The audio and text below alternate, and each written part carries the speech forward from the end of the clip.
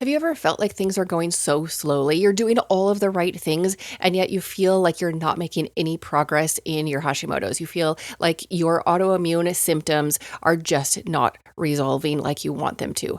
Today's guest is Dr. Jen Ban. She's a naturopathic doctor, and she's going to share with you some of the timeline things, what to expect with Hashimoto's, what to expect as you figure out your root causes and as you address the things that you need to so that your body can heal. Welcome to the Health with Hashimoto's podcast. This is where you will find clarity and simple, sustainable strategies to feel better. I want to help you figure out your root causes. My name is Esther Yunkin. I am a registered nurse. I spent about 17 years in the emergency department, and then I got sick and tired of putting band-aids on chronic things. I went back to school, and now I have been in holistic health education for about 10 years. I know how exhausting it is to live with fatigue, brain fog, and the ups and downs of Hashimoto's. And that is why I'm here.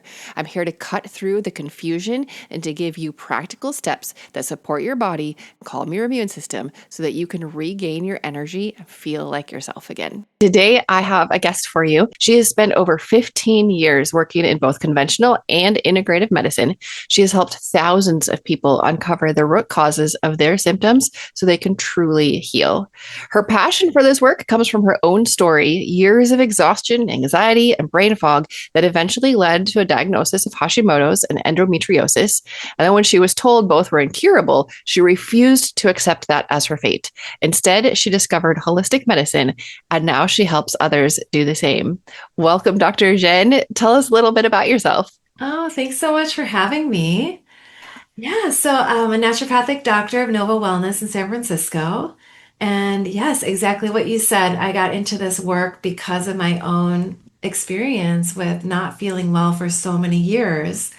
And as you've described in your other podcasts too, this whole journey of wanting to feel good, knowing that I could feel good deep down, there's something in me that always knew I wasn't fated to feel terrible and just push through, that there's something more for me.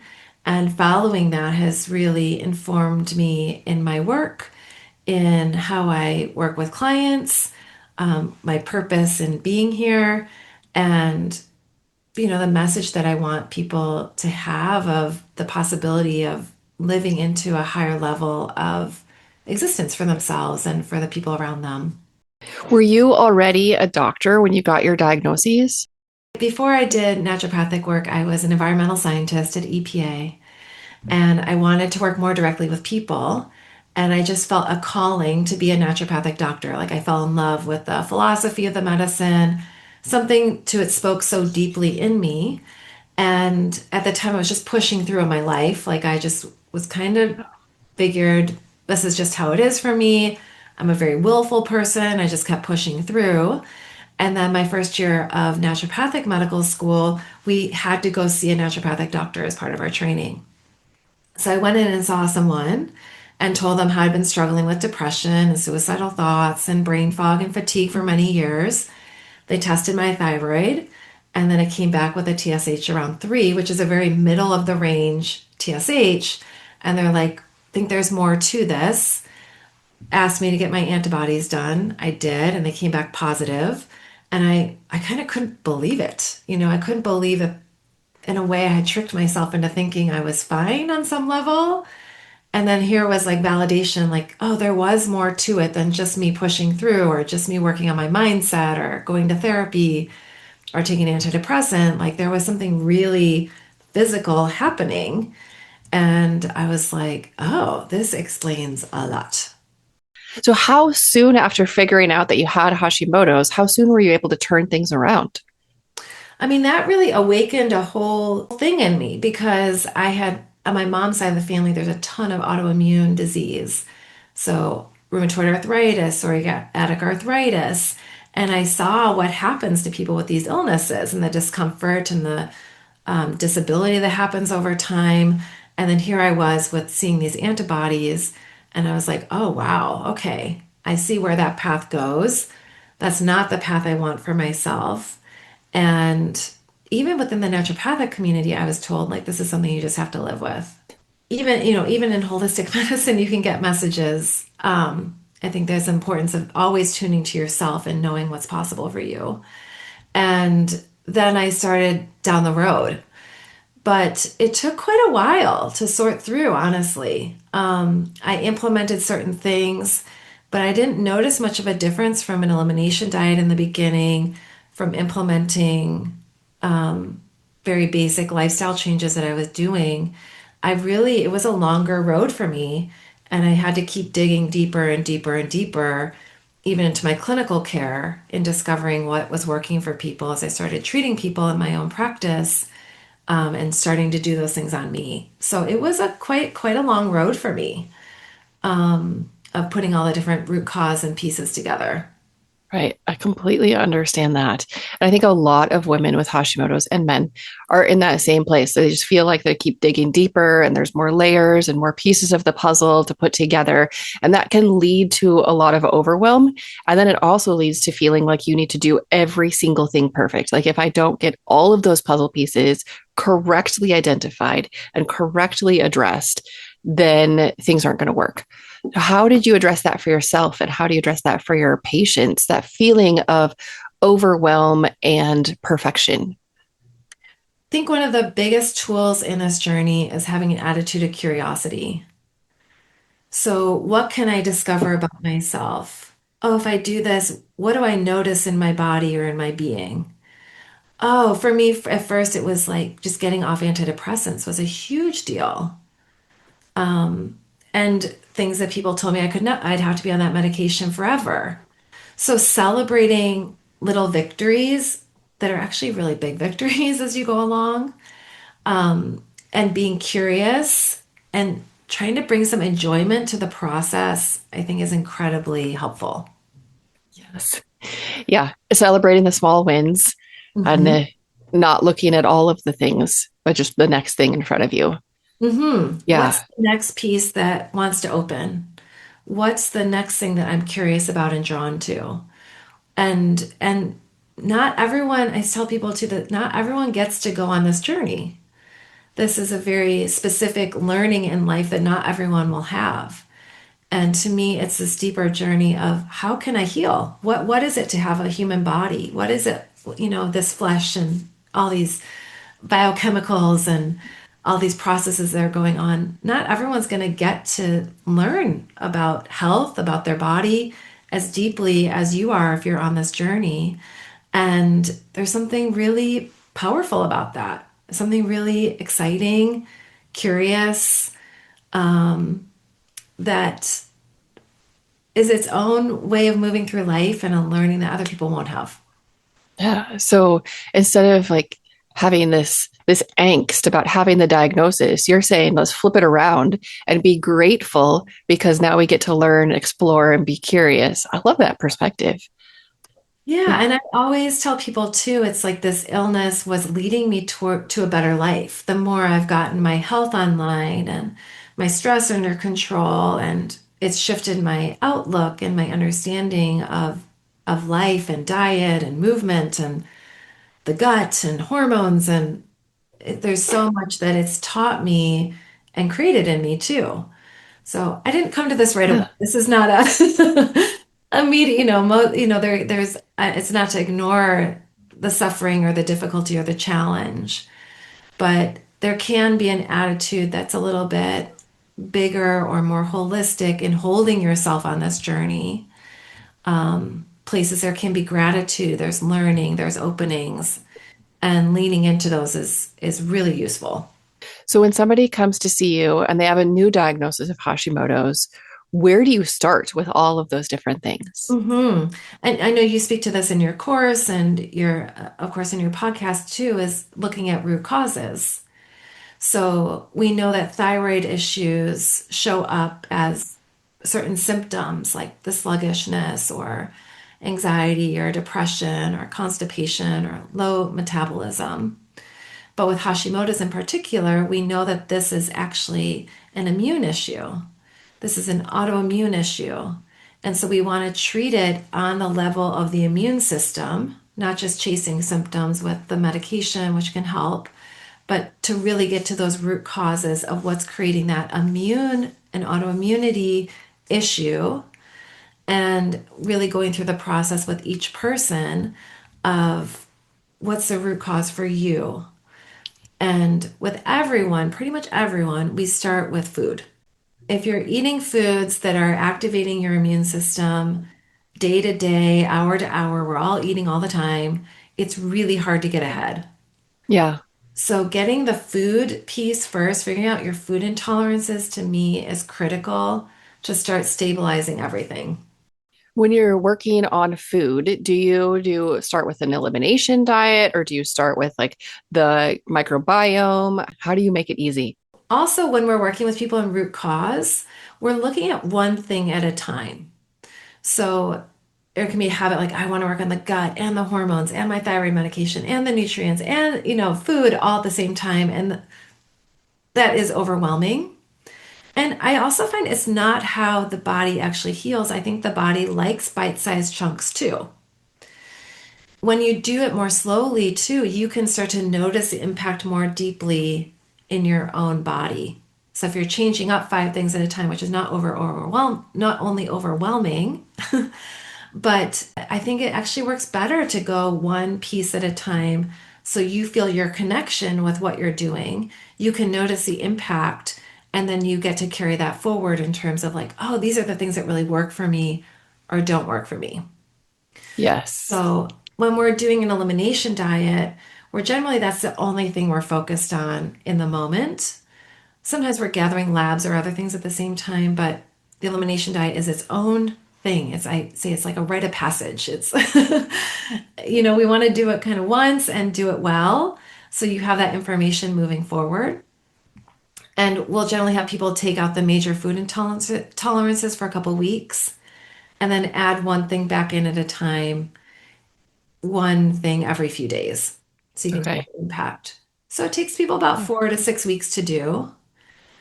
And if that feels too hard, we have people just take one thing out at a time and then test it. Take another thing out for a couple of weeks and then test it. So there's always ways that you can play with it and make it more doable.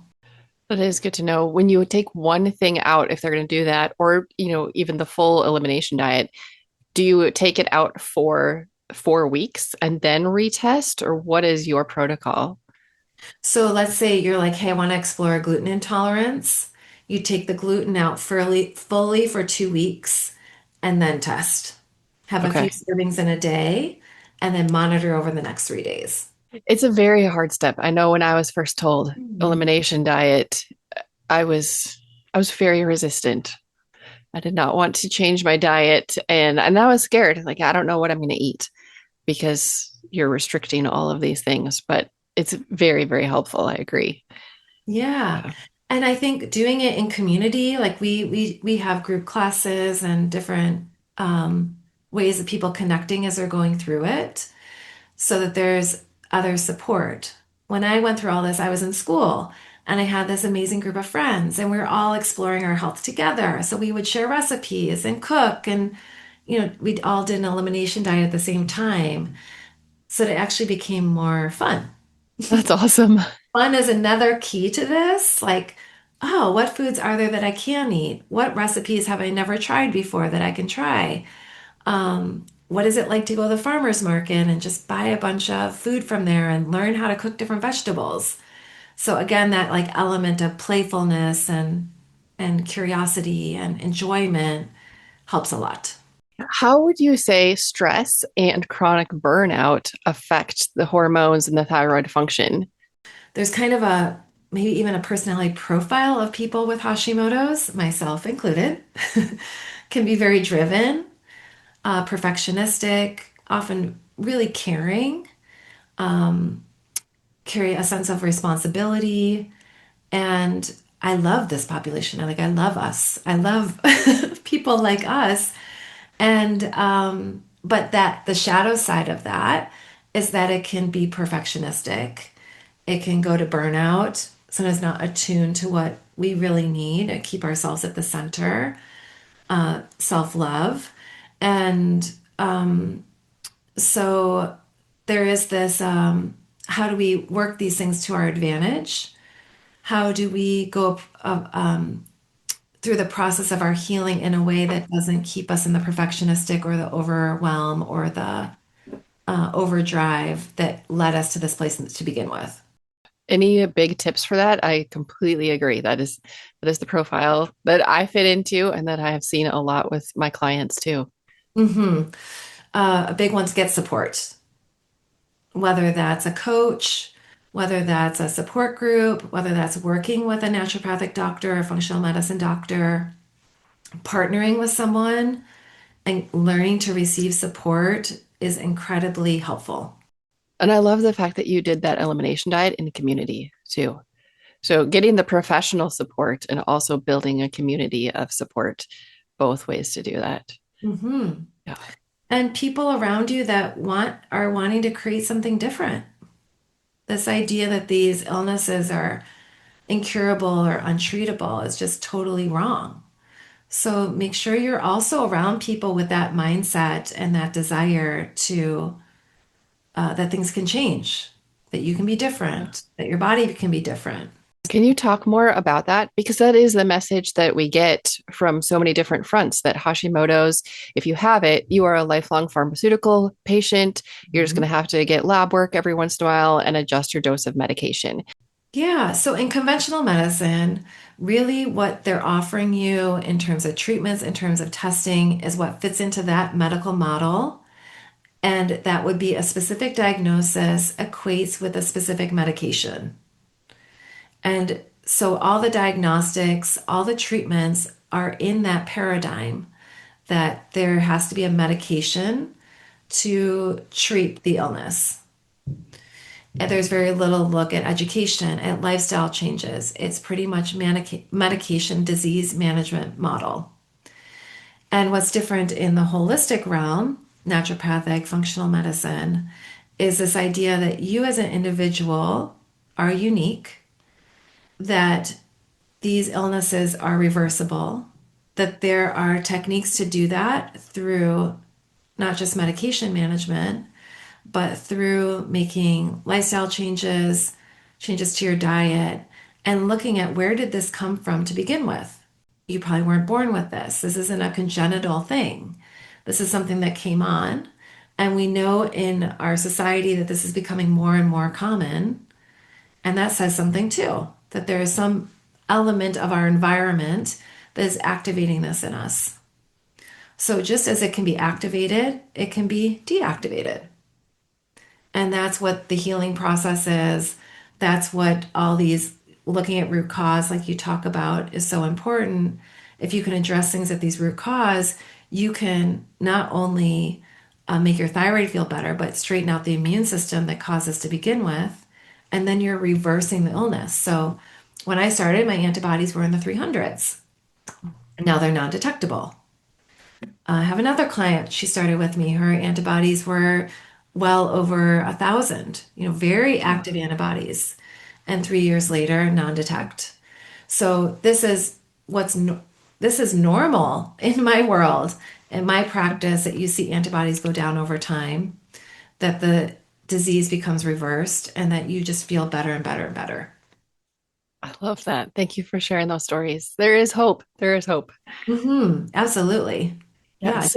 just as much as your body can go out of balance, it can come back into balance. What is a timeline that somebody could be looking at for healing? We know that you didn't get to this spot overnight. But I think we live in a microwave society. We want to see the results instantly. What's a realistic timeline for healing? So in my practice, we'll start with like an elimination diet. We'll start to look at nutrients. We'll order out blood work, get some gut tests going. So I'd expect at the 3 month mark for people to start noticing something. Maybe their energy is starting to get better, the brain fog is starting to clear, maybe their gut is starting to feel a bit better. Like there's something shifting in them at the 3 month mark. And then I see people really start to take off at the 6 month, 9 month, 1 year mark. Antibodies, I find, trail this. So you might start feeling better, but the antibodies are still there. And I really notice a change in the immune system when you can get to like the 2 year, the 3 year mark of really taking care of your body and addressing root cause. So there's a bit of like a just being totally honest and realistic here so people know it can feel very slow. But in the reality of what you're doing, of actually changing your immune system and your health in this deep way, that's actually very fast. Yeah, it doesn't feel fast in the moment, but it is happening.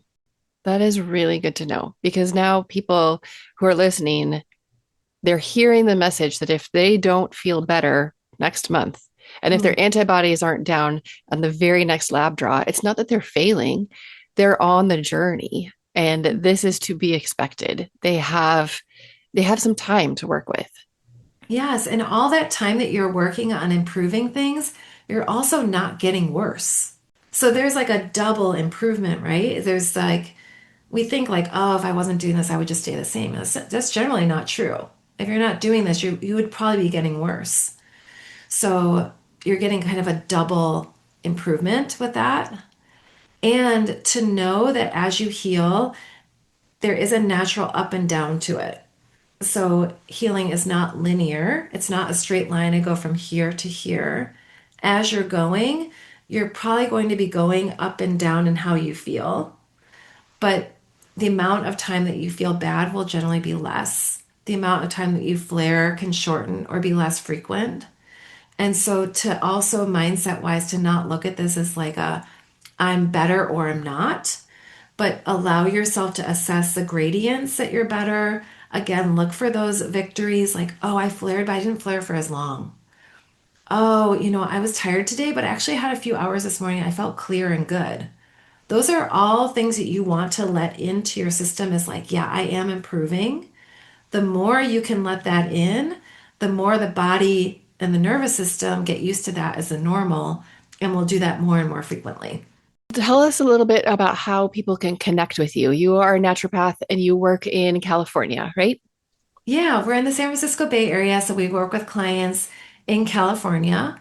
So if you are wanting to connect one-on-one, if you're looking for a provider to work with in that more tailored care, we do that and we offer a free discovery call.